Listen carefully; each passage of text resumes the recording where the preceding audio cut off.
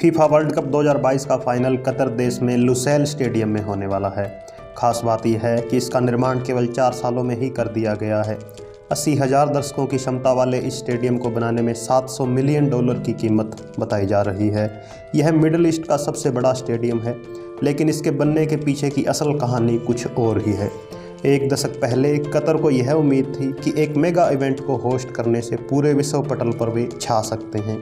आज लुसैल जैसे स्टेडियम इस बात का प्रतीक है कि कैसे एक देश अपने फ़ायदे के लिए बड़े बड़े ढांचे खड़े कर सकता है और इस महत्वाकांक्षा में किस तरह हज़ारों की संख्या में श्रमिक और मजदूर फंस जाते हैं। 1940 के बाद से जब से कतर में तेल व गैस के भंडारों का पता चला है, तब से ही यह देश विश्व का एक धनी देश माना जाता है। सरकार का 70% रेवेन्यू केवल तेल और गैस के निर्यात पर ही जनरेट होता है। इस धन ने कतर की सूरत को ही बदल कर रख दिया है। केवल 2 दशक में ही इसकी राजधानी दोहा, जो कि एक मछली पालने वाला शहर था, आज असाधारण म्यूजियम और आधुनिक होटलों के साथ एक वर्ल्ड क्लास शहर बन चुका है। लेकिन हाल के वर्षों में पूरा विश्व ऊर्जा के नवीकरणीय स्रोतों की ओर बढ़ रहा है। इससे तेल आधारित अर्थव्यवस्थाएं थोड़ी बहुत पिछड़ने लगी हैं। इसके साथ ही कतर के पड़ोसी देशों के साथ संबंध भी बिगड़े। 2017 में खाड़ी देशों ने कतर का व्यापार व ट्रांसपोर्ट रोका। इससे कतर को लाखों डॉलर का नुकसान हुआ था। तो अपनी गिरती अर्थव्यवस्था को बचाने और इसे अन्य चीज़ों पर केंद्रित करने के लिए कतर ने खेलों की ओर रुझान किया। पिछले 18 सालों में कतर ने 20 मुख्य खेलों के बड़े आयोजन किए हैं, लेकिन 2022 का फीफा वर्ल्ड कप कुछ अलग है।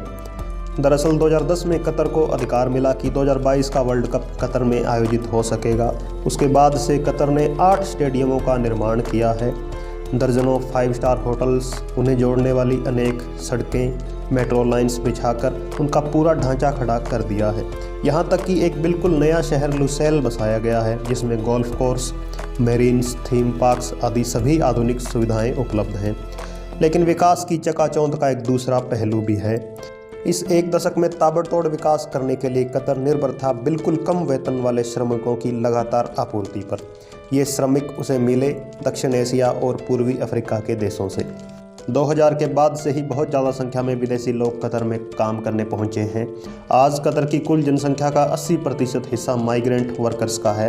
वे प्रत्येक इंडस्ट्री को बनाते हैं, सफाई रखते हैं, सेवा करते हैं।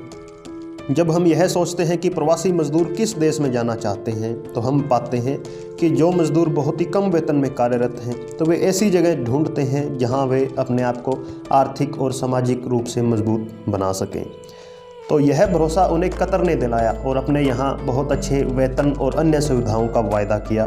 कतर की कंपनियों ने अंतर्राष्ट्रीय एजेंसियां हायर की ताकि श्रमिक यहाँ पहुँच सकें और श्रमिकों को अनेक वायदे किए। श्रमिक अपने गृह देशों से लोन लेकर कतर पहुँचे, लेकिन कतर में आकर वे पाते हैं कि उन्हें मन मुताबिक कार्य और सैलरी नहीं मिल रही है जिसकी बात की गई थी।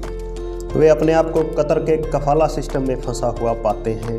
दरअसल कफाला खाड़ी देशों का एक अद्वितीय आप्रवासी सिस्टम है, जो कि अलग अलग क्षेत्रों में अलग अलग तरह से कार्य करता है। लेकिन एक महत्वपूर्ण चीज़ सभी में कॉमन है कि कफाला कानूनी तरीके से प्रवासी व्यक्ति पर अनेक तरह की बंदिशें लगा देता है। अर्थात एक कॉन्ट्रैक्टर अपने श्रमिक को स्पॉन्सर करता है और श्रमिक के ऊपर अपने अधिकार जमा लेता है। कोई श्रमिक कब जॉब छोड़ सकता है, कब देश छोड़ सकता है, उसका पासपोर्ट, उसकी वर्किंग एबिलिटी, उसकी रिहाइश, उसका वर्क परमिट, ये सभी उस कॉन्ट्रैक्टर के द्वारा कंट्रोल किए जाते हैं। तो कफाला सिस्टम उनकी फ्रीडम ऑफ मूवमेंट तो कैप्चर करता ही है, साथ में उन्हें साइकिल ऑफ अब्यूज़ में फंसा लेता है। जैसा कि हमने वर्ल्ड कप की तैयारियों के दौरान देखा, हज़ारों प्रवासियों को कंस्ट्रक्शन साइट पर ले जाया गया, उन्हें कंस्ट्रक्शन श्रमिक बनाया गया, उन्हें ओवरक्राउडेड रूम्स में रखा गया, उन्हें बिल्कुल भी सफाई नहीं दी गई। कार्य पर भी उनकी जान को हमेशा खतरा रहता था, क्योंकि उनके द्वारा किए जाने वाले कार्य अत्यधिक खतरनाक किस्म के होते थे। उन्हें 14 घंटे तक कार्य करने पर बाध्य किया गया।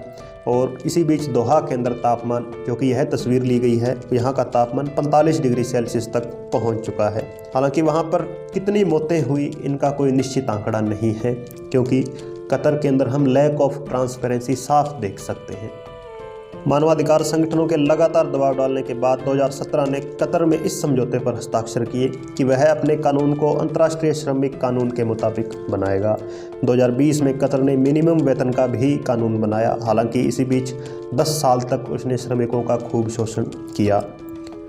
कफाला सिस्टम के तहत बनाए गए कॉन्ट्रैक्ट को भी रद्द करने का अधिकार श्रमिकों को दिया गया, लेकिन जो श्रमिक पहले ही परेशान हो चुके हैं उनके लिए अब बहुत देर हो चुकी है।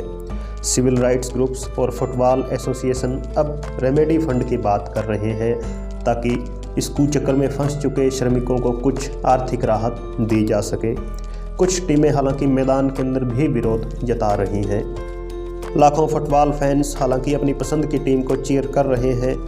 जैसे ही फाइनल होगा विजेता टीम को ट्रॉफी दे दी जाएगी, लेकिन लुसेल जैसे स्टेडियम एक बात हमेशा याद दिलाते रहेंगे कि यह सब एक मानवीय कीमत पर हुआ है। समाजशाला में आज इतना ही। मिलते हैं किसी और दिन किसी अन्य टॉपिक के साथ। धन्यवाद।